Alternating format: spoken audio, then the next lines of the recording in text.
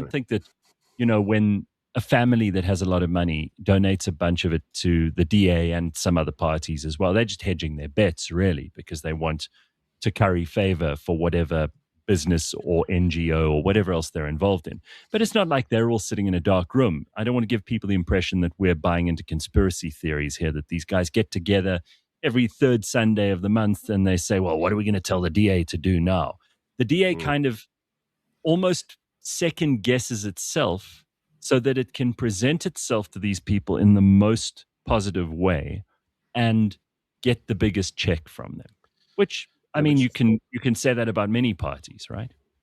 So you got to understand that in many instances, a charitable donation to a political cause is a tax write-off.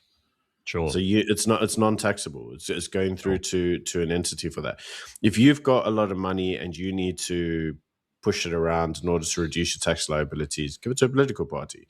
So you got to understand that to a large degree, even the Oppenheimers aren't sitting there going to the DA and going, oh, we really want LGBT rights and a rainbow flag in the middle of Cape Town. Like that's not what's happening, right? But you got to understand as well that like the DA will also sit there having slight panic attacks about losing potential funding because it's not a lot of it available in South Africa through legitimate means for an opposition party that's not in power. That, to be frank, is probably never going to see the actual remits of power. They're never actually going to get to a political point where they could carry favor.